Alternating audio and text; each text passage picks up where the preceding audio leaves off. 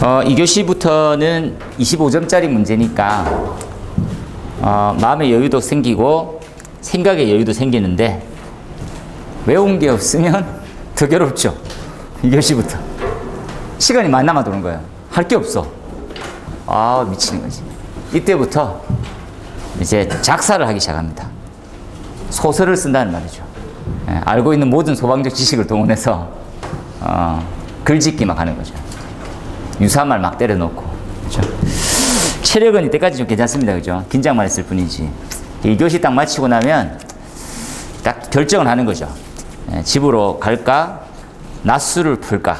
이렇게 딱. 공부가 좀 됐으면 남아있을까? 괜찮은 것 같은데 이렇게 하는데 2교시 마치자마자 도시락보다는 그냥 우리가 말하는 정식 먹으러, 그렇죠? 수육 같은 거 먹으러 소주 먹고 이렇게 하시는 분이 많이 있어요.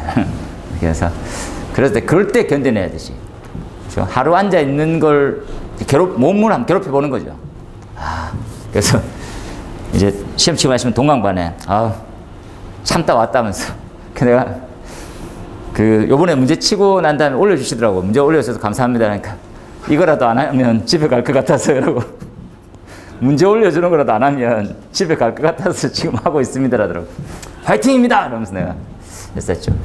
얘는 무조건 나온다고 말씀드렸었고요. 그리고 또 나와요. 그래서 지금 지지난주에 드렸나요? 건축 자재의 품질 인증에 관련되어 있는 관리 기준입니다.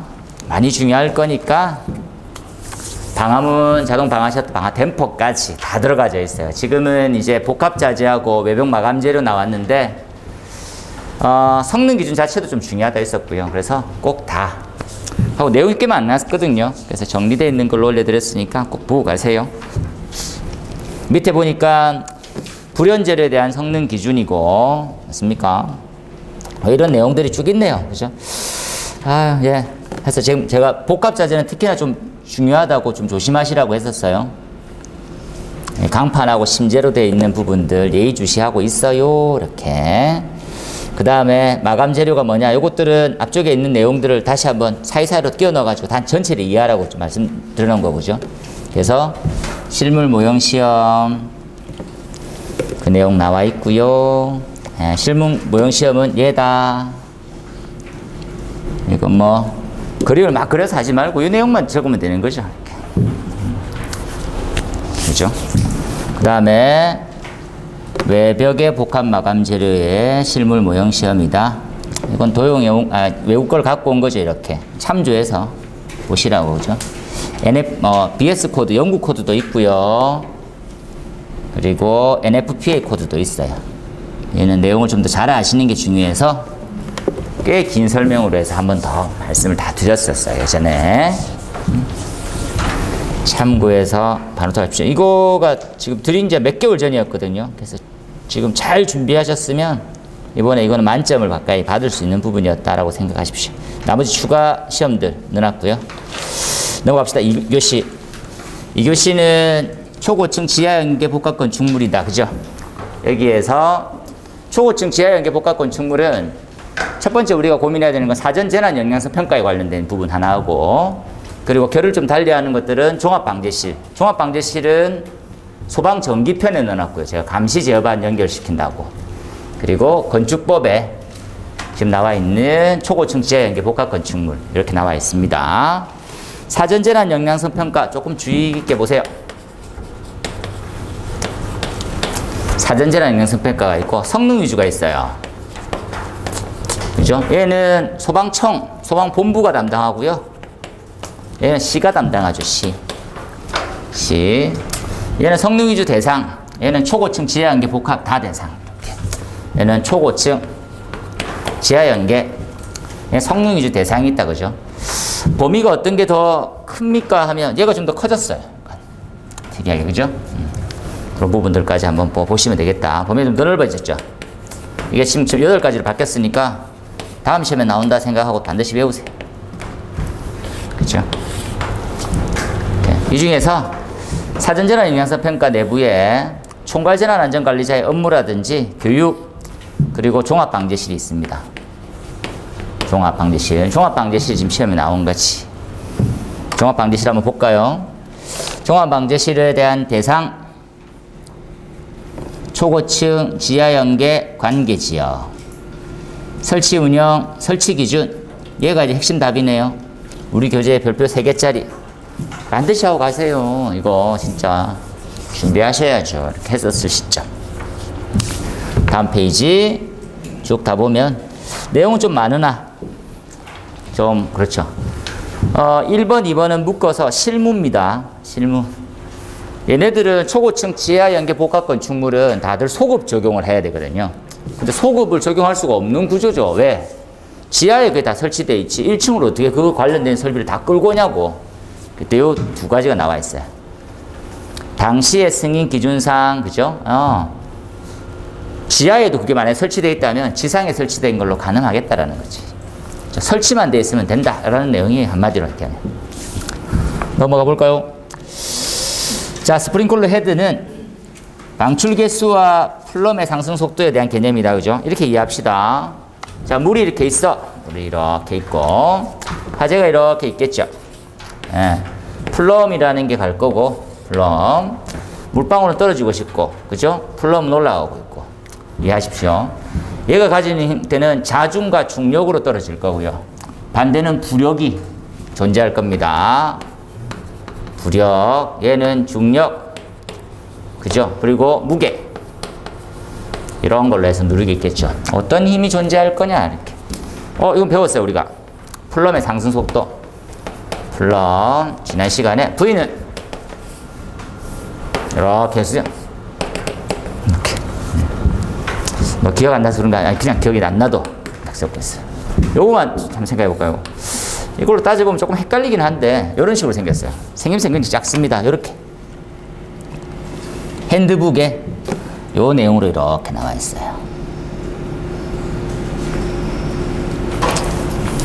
얘는 나오기 전까지만 좀 많이 중요합니다 라고 얘기했었던 건데 지금 나왔기 때문에 조금 쉬어야 돼. 많이, 좀 더 많이.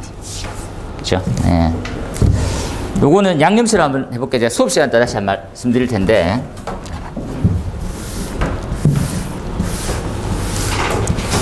연기가, 그죠?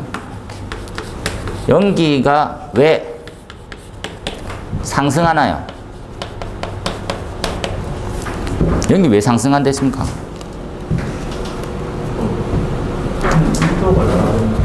밀도가 작아지는데 왜 상승하죠? 주위의 공기보다 가벼우니까. 그러니까 단순히 가볍다라는 말이 되나요?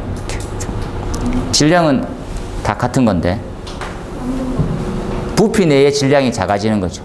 밀도가 준다는 말은 부피 내에 분자 간의 거리가 넓어지는 만큼 입자의 개수가 작아진다. 뭐 이런 개념으로 이해하면 되거든요. 근데 이렇게 하면 정리할 수 있어요. 그죠? 힘.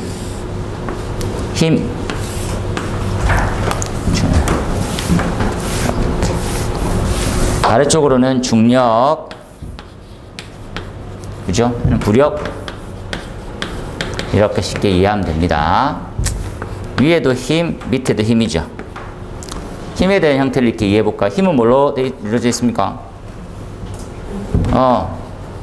mg. m은 뭘로 이루어져 있어요? 질량은 밀도의 관계에서. 질량은 로 V다. 그죠? 이렇게 되겠죠. G 로 V. 여기도 마찬가지네요. G 로 V. 그러면 위로 뜨려고 하는 힘과 당기려고 하는 힘 사이에서 뜨려고 하는 힘이 클수록 위로 올라갑니다. 그러면 중력이 왜 줄어드나요? 중력은 이 입자가 가지고 있는 하중 밀도에 따라 바뀌거든요. 다시 해볼게요. 뜨거워진 공기로 갑시다. 온도가 올라갔어요. 밀도가 내려가네요. 밀도가 내려갔었을 때를 밀도 다시라고 할 거예요. 밀도 다시. 밀도 다시는 위에 있는 G로 V보다 G로 다시 V가 더 작아요. 작습니다. 그래서 힘이 줄어들어 있어요. 당기는. 이 말 가볍게 이해하세요. 그래서 차이만큼 합력은 위로 상승합니다. 이렇게 이 방향으로 연기는 상승합니다. 나중에 한 번 더 할게요. 이렇게만 가볍게 이해해 놓으세요. 상승력이에요. 넘어갑시다. 뭐 이렇게 넣어놨어요. 이렇게 그죠? 플럼의 상승 속도 이렇게. 이 그림도 그려놓으면 좋지. 그죠? 중력과 부력과, 그죠? 규리의 방향과 있네요. 그죠? 물입자가 침투하게 되면 어떻고, 옆으로 퍼져나가려면 스키핑도 발생될 수 있거든요. 막 적으면 되겠지. 넘어갈까요? 정적과,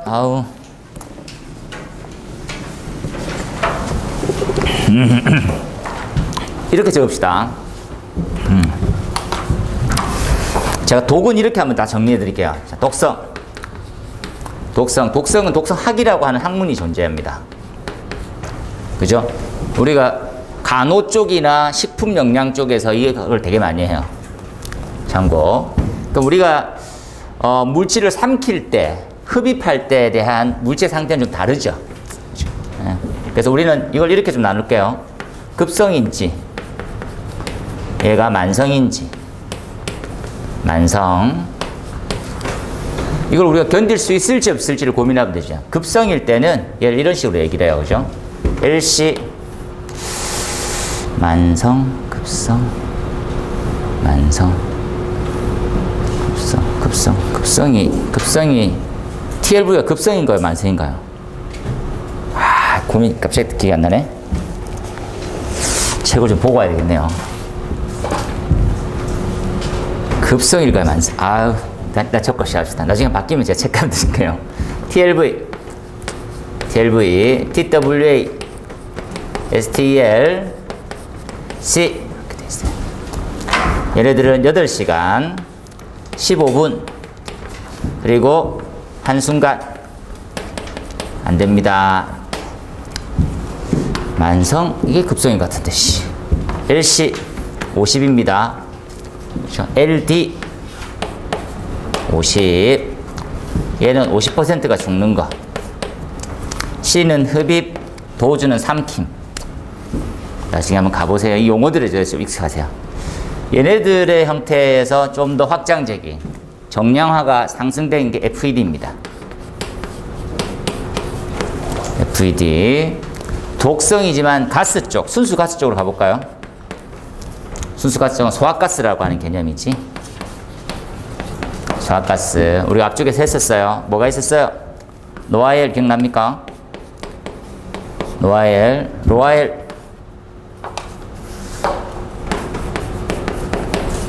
로아엘이 있습니다. 또 뭐가 있었어요? PBPK 있었습니다. 그렇죠? 이렇게 한번 보고 이 내용에서 크게 벗어나지는 않고요. 그 윗단계가 연소생성물의 위험성 중에서 수율이라는 말로부터 출발을 좀 해주세요. 직접적이진 않지만 수율 얼만큼 많이 나오냐 이런 것들이지.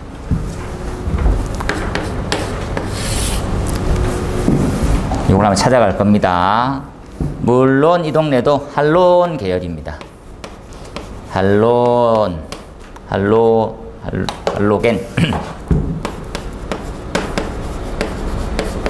할로겐 계열로. 그리고 요걸로 한번 보도록만 할게요. 위에가 만성인 것 같아요. 자, 그럼 믿고 가면 되겠습니까? 책이 있나요? 그래서 그럼 만성으로 할게요.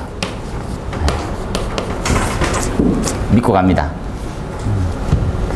만약에 이게 밖에 있으면 이제 실명을 거론하도록 하겠습니다. 한번 봐주세요. 지금 정적 독성과 동적 독성은 조금 자료도 미진하고 데이터도 부족한 형태에서 좀 특이하게 나왔네요. 그래서 제가 요 범위를 과거책에 실어놨던 범위만 실었고요. 얘는 이 범주 내에 생산되는 양이고 얘는 어느 정도로 시간당 얼마 정도 속도로 공급되는 양이냐 해서 동적이냐 개념으로 들어가더라고요. 이에 대한 백데이터보다는 다음 시험 준비가 중요해서 다 실었어요. ISO 1922, 그 다음에 BS 코드, NES, 그 다음에 NFPA. 각종 독성에 대한 수치니까 조금 더 한번 확인해 주시면 좋을 것 같아요. 여기까지 한번 볼게요. 넘어갑니다. 상업용 조리시설의 화재 특성, 손실 저감 대책, 화보 자료에 있어요. 화보 자료 건을 한 번 더 취합하고 정리를 할 거지만 괜찮은 자료도 꽤 많거든요. 보십시오. 화보의 자료에 보시면 화재 분류 특성은, 그리고 식용유 화재의 특성, 그죠? 그리고 적용되는 소화약제의 한계점, 이런 것들을 특징으로 나타내고 있었습니다. 기고문이죠. 아마 그분이 출제했을 수도 있어요. 아니면 너무 좋은 자료였기 때문에.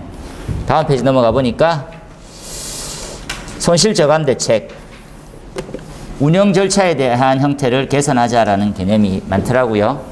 그리고 덕트에 대해서 좀 별 말이 없기 때문에 미국 상업조리시설 안전규정에 덕트를 어떻게 해라,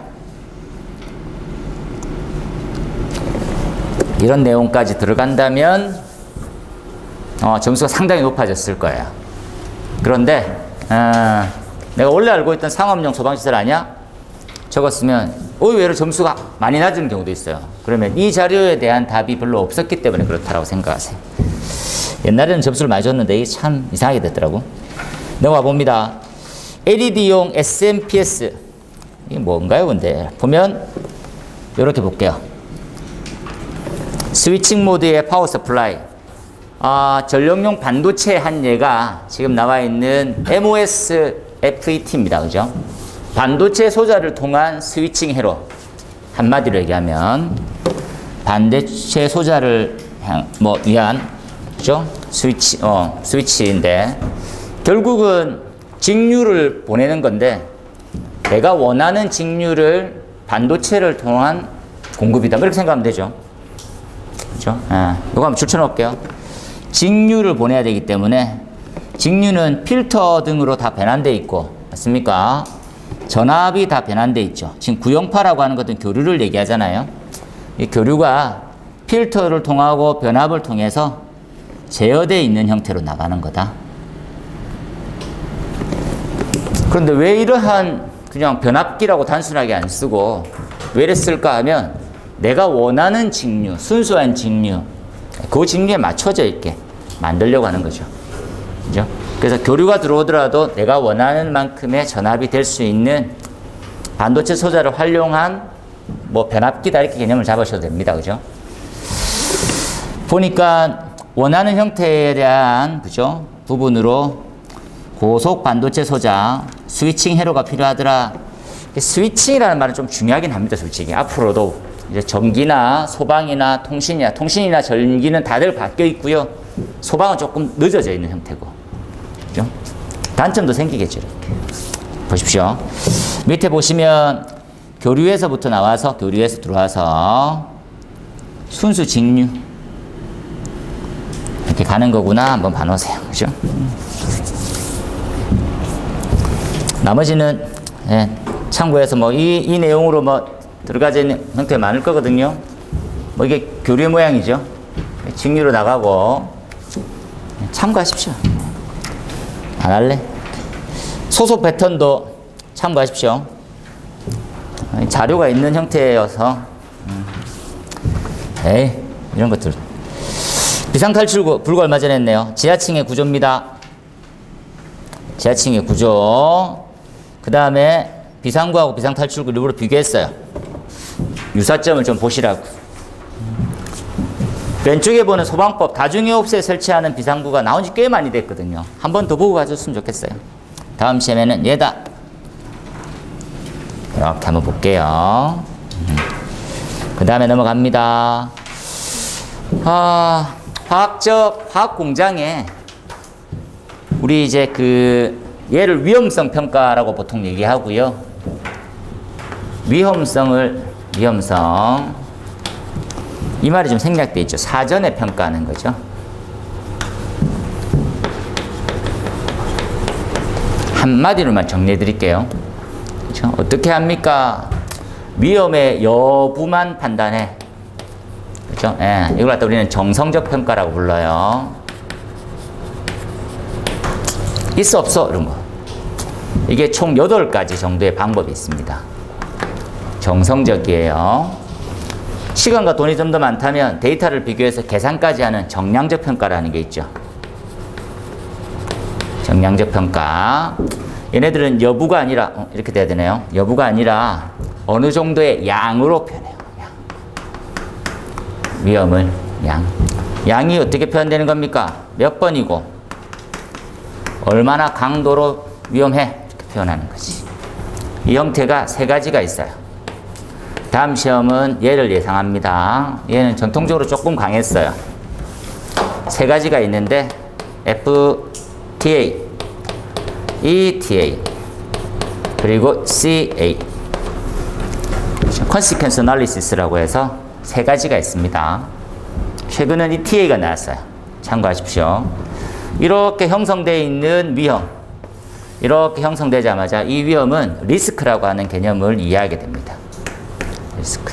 이 리스크를 이제는 누구한테 보여줘야지. 리스크의 표현이 나오죠. 위험성 표현입니다. 표현 또는 분석과 표현이라고 쓰거든. 그죠?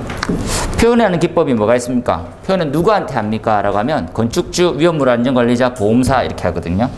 누구한테? 건축주, 오너, 안전관리자, 보험사 이렇게. 뭘로 표현한다고 했었어요? 위험한 범위부터 해서 얼마까지가 안전해 라는 지도 같은 형태로 표현하기도 하고 확률로 표현하기도 하고 많죠. 3가지만 적을게요. 가장 최근에 나왔던 위험도 매트릭스라는 기법이 있어요. 가장 많이 쓰고 있는 형태가 FM 커브라는 게 있습니다. 그렇죠? 그 외에는 뭐 위험 등고선, 개인 위험성, 곡성 이런 게 많거든요. 이렇게 표현합니다. 표현을 끝내자마자 대책을 마련하겠죠. 대책. 이해만 합시다. 위험해, 안 해? 그죠? 여부, 얼만큼 위험해?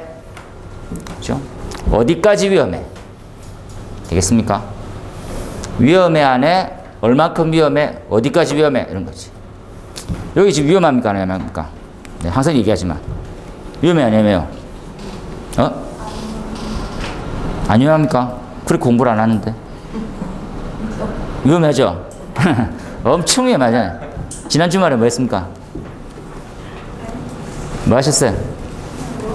그러니까 엄청 위험하잖아요. 최고로 위험해. 매트릭스 단계의 최고. 우리 과장님은 최고로 위험해. 되겠습니까? 인정. 인정. 그럼 대책을 마련해야지. 여기 몽디 2인분 갖고 오세요. 몽디 2인분. 외울 때까지. 중요합니다. 양으로 아는 거는 그냥 단순한 여부에 묻는 거하고 다르죠. 이래 와서 보는 거예요, 제가. 됐네요. 이런 위험한지 어떻게 알아요? 그냥 아무 생각 없이 썼고 있는데. 질문하고 시험 써봐라, 제출해라 다 확인하는 게 정량적인 방법입니다. 시간도 돈도 많이 들지. 이해됩니까? 이러한 형태로 갑니까? 이 2개를 절충한 방법도 있습니다. 그게 예상 문제인데 로파입니다. 한 개만 쓸게요. 정량과 정성의 절충. 얘도 불과 얼마 전에. 위험성 평가는 이게 시간 투자 대비해서 쓸 때 막 거짓말처럼 적어 나가긴 편한데 점수 받기는 조금 까다로울 수 있어요. 근데 자주 읽어보면 그냥 비슷한 말이 계속 나오거든요. 써볼만 합니다. 넘어갑시다. 흐름상 쭉 다 했었고요. 방금 전에 설명을. 요 부분만 봐도 알 수 있다. 그죠? 예. 지금 나와 있는 빈도 분석. 얘를 갖다 CA라고도 얘기하는데, FTA, ETA로 빈도도 보고, 여기 있네요. PAH, CA. 이렇게. 한번 쭉 읽어보십시오. 위에도 마찬가지예요. 여기도. 넘어갑시다. 설계 농도 유지 시간에 대한 방호구역의 밀폐 시험. 그죠? 네. 그림을 이렇게 하나만 그리고 짧게 이해시킬게요. 방호구역이라는 게 있어요. 방호구역. 불 꺼야 되는 거지. 이 방호구역의 전체 최적을 산정하고, 이해하십시오. 전체 최적을 고려해서 불이 끌 수 있는 농도라는 게 존재하죠. 이 농도는 두 가지가 존재합니다. 불 끌 때 소화, 약재를 준비할 때 설계, 이렇게 존재하죠. 그 다음에 부수적으로 연소의 생성물, 분해 생성물도 나올 수 있으니까 어떻게 방사를 할지를 고민하는 거죠. 방사, 기타 등 조건. 이 방사 위에 이 농도가, 계산되어 있는 이 농도가 유지가 되는지가 엄청 중요해요. 유지. 이 유지를 고민하는 형태를 테스트할 수 있죠. 테스트. 얘를 갖다 우리는 밀폐도 시험이라고 부릅니다. 이게 만족하면 유지도 되고 소화도 되는 거죠. 이 단순한 원리를 이해하세요. 그럼 최적이 산정되었어. 배관에 대한 길이 등을 고려해서 약재 병수를 만들어 놓겠죠. 이렇게. 얼마에마다 쏟아지면 좋겠어? 개구분은 있어 없어? 가연물의 높이는 어느 정도로 형성돼 있어? 그렇죠. 이렇게 따질 겁니다. 그렇죠? 설계 농도에 대한 계산식. 얘는 반드시 유도를 해야 돼요. 유도식으로 준비하세요. 엄청 중요합니다. 방사 시간을 제한하는 이유는 약재 특성에 따라 달라져 있어요. 불활성 기체류는 할 필요 없지. 할로겐 한물은 무조건 해야지. 이런 것들로. 얘가 유지돼야 안 돼요. 왜 유지를 시켜야 됩니까? 이거 이유를 이해합시다. 왜 유지를 해야 된댔어요? 설계 농도를 왜 유지해야 돼? 소화 뭐라고요? 소화 실패를 하지 않게 해서. 그렇죠. 소화 실패를 하지 않기 위해서긴 한데, 좀 더 양념처럼 이렇게, 그죠? 지금 뭐하고 똑같습니까? 반죽을 하는데, 이렇게 했는데, 이렇게, 야, 그거 말고 뒤집어 봐. 이런. 뒤집으면 무슨 말로 해야 됩니까? 뭐를 방지하기 위해서 이런 거죠. 이렇게 쓸게요. 여의 양념은 재발화 관점으로 꼭 이해해야 됩니다. 재발화가 생길까 안 생길까를 고민하니까 이 설계되어 있던 농도를 얼만큼 유지할 건지를 역으로 생각하게 되는 거예요. 약간 반대되는 개념이 되네요. 그죠? 유지하지 못하면 재발화가 생겨요. 그러니까 외국에서는 일찌감치 재발화가 될 수 있으니까 농도를 유지하게 약재마다 시간을 정하자 했어요. 그죠? NFP에 다 있습니다. 시간이 명시되어 있어요. 설계 농도. 농도 유지. 쇼킹타임이라고 부르죠. 우리는 업됐지. 잘 이해해서 보자는 거지. 그죠? 어떤 요소들도 있고 어떤 밀폐도 시험을 하는지 한번 잘 봤네요. 그죠? 이 그림에서 약간 틀린 것들 한번 체크할게요. 여러분. 이 그림은 내가 손댄 게 아닌데 틀려져 있네요. 약재 방출 시간이 최대 밀도까지 가는 게 아니고 최대 밀도까지 간다고 해도 되네요. 이래도 되네요. 이 그림은 틀린 그림은 아니네요. 약재 방출 시간 형태가 여기까지는 95%거든요. 이거 말은 좀 웃기네요. 설계 농도는 약재 농도의 95%가 들어갑니다. 그런데 이건 NFP에는 89%까지라고 되어 있어요. 약간 조금 차이는 나지.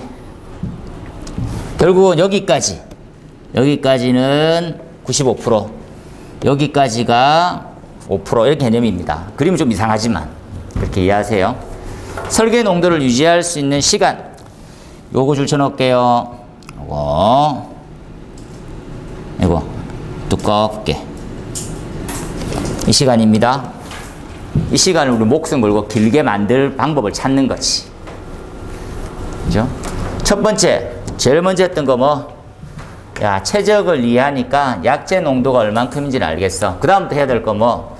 야, 어디 누설되는 거 없어? 테스트. 누설되는 거 확인하러 가자고. 누설되는 거 확인하러 갑시다. 어떻게 하면 설계 농도 유지할 수 있을까? 밀폐도죠. 한마디만 적으세요. 예. 밀폐 여부. 밀폐. 개구부가 없으면 좋겠고요. 높이는 또 상대적으로 어떤 식으로 낮으면 좋겠고 뭐 이런 것들이 있겠죠. 넘어갑니다. 방어구의 밀폐도 시험, 도어펜 테스트 이런 것들을 반 페이지 정도, 한 페이지에 적기는 쉽지 않습니다, 이게. 그죠? 그래서 뭐 이게 저는 제일 편한 방법이라고 생각해서 이렇게 적었는데 결코 좋은 문제는 아니죠. 문제의 내용은 좋은데 25점짜리 전체를 물었어야지. 이렇게 한번 봐놓으세요. 여기까지가 한계죠. 하지만 이만큼 더, 그죠? 이 내용도 같은 내용이니까 적어주세요. 넘어갑시다. 상세히 배우러 가고 나중에 복사 실드는 우리가 아까 얘기한 대로 전 이렇게 방향성을 잡았어요. 잡아서 설득을 시킬 수밖에 없지. 자, 복사에 대한 실드는 복사의 에너지를 차단하는 역할이거든요. 복사의 에너지를 차단한단 말은 복사 에너지를 줄인단 말인데 어떤 형태가 줄여드는 겁니까? 하는 거지. 그러니까 복사는 원래 뭡니까? 하지.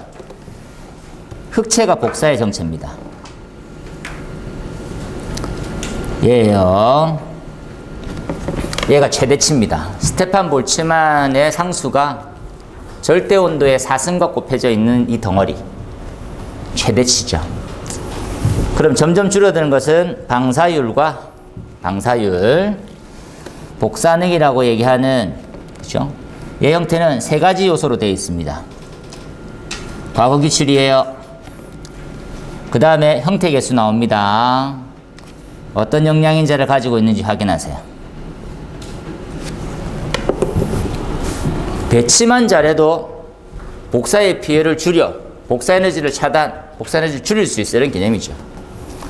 다음 페이지로 넘어가니까 이 부분이죠. 왼쪽 그림이 일반적인 책이고요. 면으로 해서 떨어져 있는 거리만큼 피해가 가더라. 얘를 얼만큼 줄일 수 있을까에 대한 개념이죠. 각도도 막 하고 막 이런 거 있죠. 그래서 복사 실드를 했었을 때에 대한 연료색의 변화 한번 볼까요? 그래서 이렇게 한번 체크하십시오. 흑체하고 어떻게 바뀌었는지.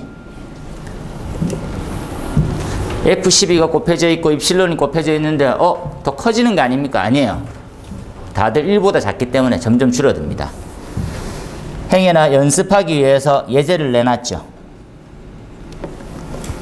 거리가 3m 떨어져 있고요. 길이가 1m, 너비가 0.5, 두께가 또 0.5m인 목재 화염이 있을 때 방사능 연료속은 어떻게 되냐 보자는 거지. 그죠? 그래서 3m 떨어져 있고요.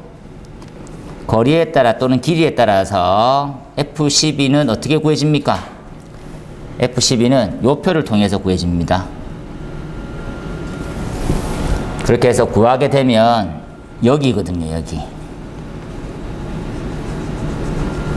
3번. 이게 이제 원문책에서는 좀 보기 좀 되게 돼 있는데 밑에 있는 계산 문제도 화재공학 원론에 있는 내용입니다. 그랬더니 이만큼으로 줄어져 있어요. 보입니까?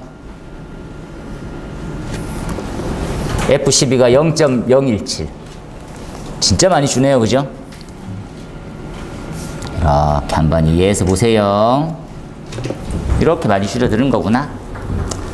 그 외에 찾았던 검색했던 논문에 나와 있는 복사 실드에 대한 개념이네요. 뭐 극조온을 유지하기 위해서 복사 실드를 설치하더라. 복사열을 차단하는 방벽 같은 거죠. 이런 걸로 질문하진 않았을 것 같아요. 넘어갑니다. 이런 걸로 답 쓰고 있다가 천불이 나서 저게 이제 뭐 설명도 하기 싫어요. 모르세요. 그냥. 몰라. 넘어갑니다. 지금 5번에 나와 있는 펌프의 공동과 수격과 맥동 에어 바인딩은 공동이 1번, 수격과 맥동이 0.3 정도 됩니다. 공동이 1이라고 하면 출제 빈도를 따지는 거죠. 에어 바인딩은 0.1. 공동은 무조건 하고 가세요. 제가 공동을 공부할 때 항상 이렇게 해주세요 라고 말하는 것들을 적어 드릴게요. 그러니까 이제 궁극이 공동이에요. 공동현상. 공동현상은 이렇게 정리하는 거죠. 왜 생깁니까? MPSH하고 AV하고 MPSH하고 AV가 작을 때 생기죠. 뭔지 몰라도 적으세요. 예, 얼음하지 말고 적으세요, 빨리. 얘가 유효 흡입수두라는 말을 씁니다. 손실을 물의 머리죠. 미터로 표현했다는 말입니다. 쉽게 얘기하면. 손실도 많이 생기면 생겨. 요거 관련해서 이해를 할 거예요. 공동현상은 한마디로 얘기하면 딱 한마디로 저압이 발생되고 기화되어서 기화가 커지면서 파괴가 일어나는 현상을 얘기해요. 물은 저압일 때 물속에 있던 기포가 형성되죠. 그래서 대책은 뭡니까? 이렇죠. 대책은 이렇게 그렇죠? AV가 RE보다 크면 안 생기지. 그래서 여기가 정상에 대한 운전이 됩니다. 그렇죠? 그럼 그 전에는 뭘 알아야 되나요? 이렇게 보는 거지. 전에는 AV는 뭐고 RE는 뭐고 이렇게 있다. 그죠? RE부터 볼까요? 왜 RE부터 봅니까? RE가 펌프의 특성이거든요. 펌프의 특성을 아는 건, 펌프의 특성? 이 펌프의 특성이라는 건 뭘 보고 알 수 있는데, 비속도라는 걸 보고 알 수 있어요. 비속도가 R입니다. 비속도 R이라는 게 아니고, 비속도를 보면 R이라 알 수 있다고 그러지. 그럼 AV는 뭔데요, AV는? AV는 이렇게 환경이에요. 펌프의 특성을 알고 설치 환경을 알면 공동이 생길지 안 생길지를 계산할 수가 있어요. 이 말 이해됩니까? 무슨 말인지? 그만 적고 다시 쉬운다 진짜. 아시겠나요? 이렇게. 다시 한번 천천히 설명할게요. 수조가 있어요. 펌프가 있어요. 펌프에 어떠한 손실이 존재해요. 이 손실을 메울 수 있을 만큼 물을 채워두면 공동은 안 생깁니다. 가장 좋은 방법은 이렇게 설치하고 물을 만큼 채워주는 거겠죠. 맞습니까? 제일 좋은 방법이에요. 하지만 설치 공간은 수조 너비만큼 없죠. 하부층에 설치할 수밖에 없었어요. 이렇게. 이때 우리가 고민해야 된다고. 펌프의 특성을 고민해요. 1번 설치 환경을 고민합니다. 2번 이 펌프에서는 공동이 생겨요 안 생겨요를 고민할 거예요. 이해하세요? 사진 찍으세요. 찍어서 자꾸 올리세요. 오늘 그 말 안 했네. 적다 보니까 끝났네. 그죠? 이러면 안 되는데 우리 수업이 뭐 서로를 토크해 가야지. 따라 적기 바빠하고 이게 되겠어 이렇게.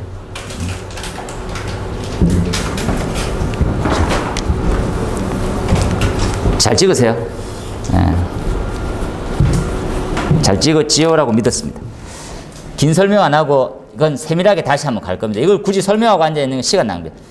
발열량이 건조, 고위, 저위 발열량이 있는데 우리한테는 엄청 생소한 학문이요. 이 지금 물질을 폐기물 쪽에서 많이 하고 공조, 냉동기 뭐 이런 쪽 많이 하는데 열기관 쪽 이런 발열량이 있어요. 우리는 좀 아닌 것 같은데 이건 뭐 풀이만 한번 보십시오. 다시 보기엔 좀 쉽지 않고요. 이렇게 측정하는 방법도 있고 우리랑 비슷하기도 하고 다르기도 하고 있는데 이건 아닌 것 같기도 해요. 넘어갑니다. 4교시입니다. 4교시 짧게 볼게요. 4교시 한 10분 만에 1번 별표 5개 이렇게. 정말 짧게 그죠? 요건 뭐 자 10점 세팅으로 그죠? 꼭 하십시오. 통보 서류 이렇게. 누구한테 통보하냐 이렇게. 도관건한테 통보합니다. 도급자 그죠? 예. 관계인 건축사 그죠? 예. 3명한테 하는 거죠. 나와있죠? 관계인 도급인 건축사 그리고 소방서에 제출하죠. 안 하면 허위 보고하면 1년 이하 1천만 원 이하. 뭐 제출합니까? 소방시설 성능시험 조사표. 감리하시는 분 다 압니다. 다음 페이지 설계 도면 그 다음에 감리 일지 그 다음 4번이 추가가 됐죠. 현장에서 건축 준공은 아직까지 멀었는데 자꾸 감리를 소방감리를 쪼는 거예요. 그죠? 그래서 어떻게 미리미리 해놓으니까 한 1년 있다가 건축 준공을 보는데 소방시설이 다 썩어진 거지. 그래서 어떻게 사용 승인을 신청해야지만 사용 승인 신청서 줄쳐놓으세요. 이게 건축의 준공에 관련되어 있는 사용 신청서입니다. 신청서를 갖다가 사본을 가져와야지만 소방서에서 받아주기 시작해요. 이제 아주 좋은 제도로 바뀌었죠. 장점과 단점이 같이 갑니다. 어떤 단점이 있을까요? 감리가 놉니다. 회사가 손해가 나기 시작하는 거죠. 그죠? 무슨 말이야? 소방 일은 다 끝났어. 소방 일은 다 끝났어. 그죠? 건축이 있어. 그죠? 건축이. 여기 한 3개월, 4개월 있죠? 3개월, 4개월. 소방공사 다 끝나서 테스트까지 다 했는데 건축에 접수하는 시간이 뭐 전후 사정 때문에 밀리는 거예요. 계속. 그럼 이때 소방감리는 계속 이제 일 맞췄지. 노는 거예요. 회사는 가만히 있는데 계속 연봉이 나가. 계속 돈이 나가는 거지. 야, 네가 회사 생각해서 될 일이니? 그러게요. 좋은 제도입니다. 최고의 제도로 바뀌었습니다. 예. 그나마 좀 다행이죠. 그런데 이제 좀 달라지는 제도가 있죠. 다음 시험의 예상 문제입니다. 완전하게 이제 나오죠. 승인이 떨어지고 나면 6개월 이내에 뭐 가장 이제 하면 검사 이름 갑자기 안 나네. 기초 검사. 최초 검사. 죄송합니다. 최초 검사. 최초가 안 떠오르네요. 최초 검사가 이제 들어가기 시작해요. 이 법제화되었습니다. 내년부터 시행해요. 내년부터 6개월 이내에 최초로 검사하기 시작해요.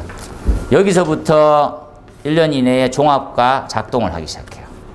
제도가 바뀌었습니다. 이렇게. 원래 이게 없었죠. 그래서 1년 있다가 점검을 하게 했어. 그러니까 하자도 생기고 너무 늦게 발견하는 게 생기는 거예요.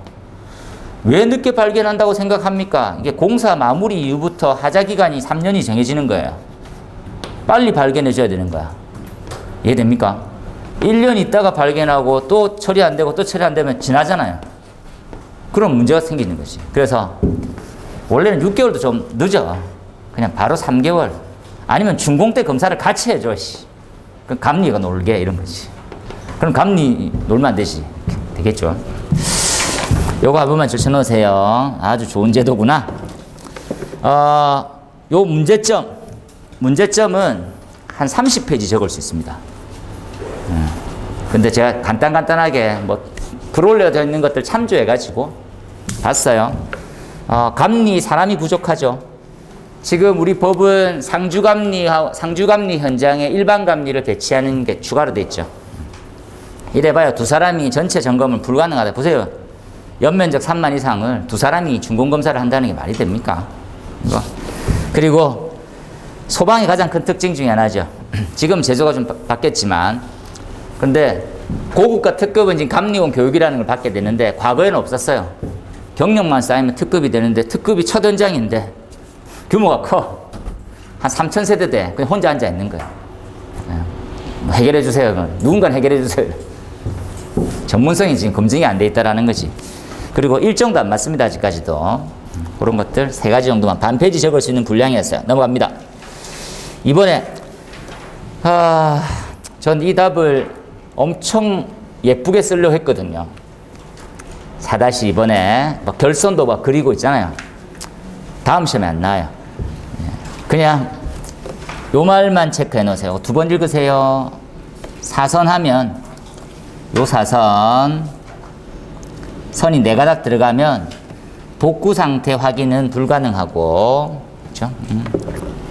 복구가 됐는지 안 됐는지를 알 수가 없는 부분이 크다라는 거예요. 이렇게. 그래서 대책은 5선식이 기본이고요. 통신형으로 가게 되면 훨씬 더 효과적으로 된다라는 거. 통신형으로 갔었을 때의 모양입니다. 확인해 주세요. 그러니까 전電파의 모든 것을 확인할 수 있는 형태로. 넘어갑니다. 백레이어링이네요. 터널 하재 네모치고, 전 터널 예상하고 있었는데 백레이어링과 영양인자 자주 길게 언급했었어요. 백레이어링은 언제부터 문제가 됩니까? 라면 종류 터널이죠. 종류라는 게 무슨 말입니까? 종방향, 종류는 차량의 진행 방향으로 환기가 설치되어 있는 시스템을 얘기해요. 이해하세요? 그렇다 보니까 차량의 진행 방향 쪽으로 해서 뭐 기류가 연기가 흘러가면 제일 빨리 죽고, 반대 방향으로 탈출하면 안 죽는 거예요. 화재가 너무 크면 반대 방향 쪽으로 또 확대되면서 죽게 되겠지. 그림으로 간략하게 그리면 이렇죠.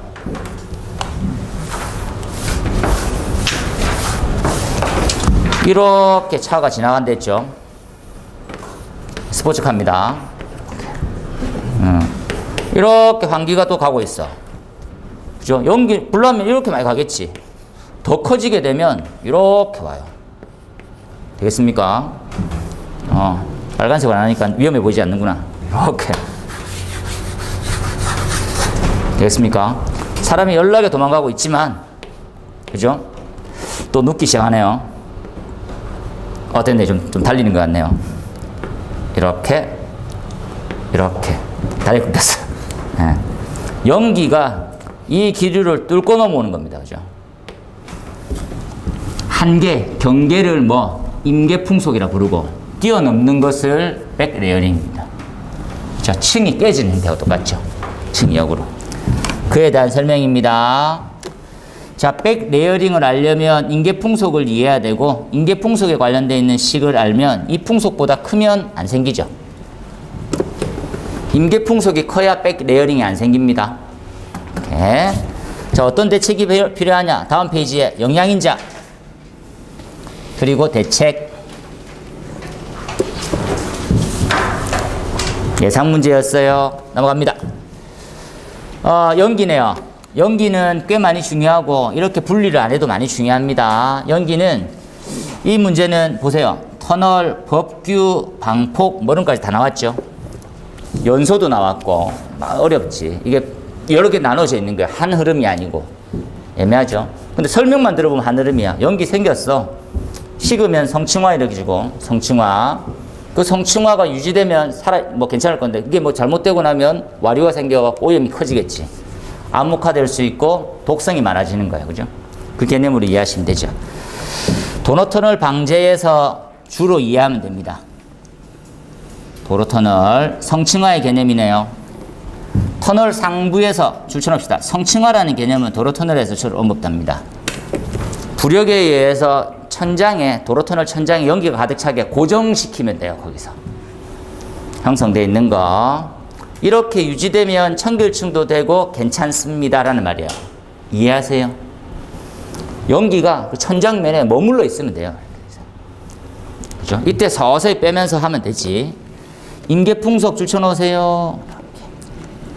다시 한번 반복. 그리고 이 성층화와 연관되어 있는 소방시설은 뭐가 있습니까? 감지기하고 재연용, 재연, 한기시설. 그죠? 연기를 감지하고 연기를 빼는 설비가 연결되어 있을 거예요. 이렇게 읽어서 이 답처럼 써야 돼. 얘가 지금 도로 터널 건지 아닌지도 모르면 안 돼. 자, 그리고 암흑도입니다. 암흑도는 우리가 알고 있는 감광률이라고 부르고요. 관련식이에요. 우리는 지금 광학밀도라는 걸 썼고요. 식이 유사하게 닮았습니다. 잊지 마세요.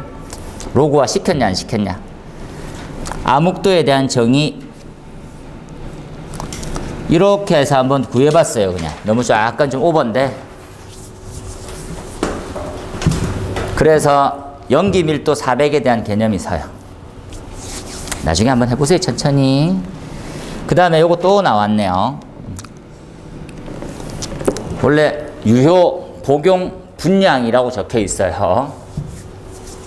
도로터널 방제 지침에 요 내용대로 해서 써주면 되는데 좀 복잡하고 어렵네요. 그죠? 참고하십시오. 넘어갑시다. 설명 안 해도 되겠네요. 스프링클러 물분무, 미분무. 지금 제 기억에 5번째입니다. 5번째. 엄청 단순한 것 같은데 그냥 뭐 좋은 문제니까 괜찮아요. 특히나 알아야 되는 것들은 뭐 적응성 되겠습니까? 특징, 적응성, 특징 다 보이죠? 특성과 장단점은 특징으로 다 이해하시면 돼요. 소화효과, 적응성 이렇게 물었네요. 적응성, 소화효과, 소화 메커니즘하고 효과 이렇게 그죠? 이렇게 적어도 되고요. 아니면 특성과 이렇게 묶어도 되고요. 그게 특징으로 다 정리됩니다. 장단점이 특징이에요. 두 번 더 읽어보세요. 넘어갑시다. 자, 끝으로 훈소. 이건 우리가 기초 때 언급을 했었으니까. 훈소와 표면 연소는 그죠? 현상은 같아요. 우리가 봤을 때는 똑같은데 원리는 전혀 다른 형태지. 훈소는 환경이 만들고 표면 연소는 물질이 만드는 거예요. 잊지 마세요. 훈소는 환경이 만드는 연소의 현상이고요. 표면 연소는 물질 자체의 연소 현상이에요. 그래서 바꿀 수가 없어. 표면 연소는. 훈소는 바뀔 수가 있죠. 그렇죠? 훈소가 더 위험합니까? 불꽃 연소가 위험합니까? 하면 훈소가 더 위험해요. 연기에 질식해서 죽는 사람이 더 많거든. 그렇죠? 이 두 가지의 특징은 이렇게 표현이 제일 수월합니다. 이렇게 한번 보세요. 둘 다 자결연소라고 하는 형태의 공통점은 가지고 있고 장점과 단점 비교를 해주는 게 제일 좋죠. 그 다음에 언제 화염이 전환됩니까? 산소하고 연관이 참 많이 되네요. 잊지 마세요. 그 다음에 추결이라는 건 도대체 뭘까요?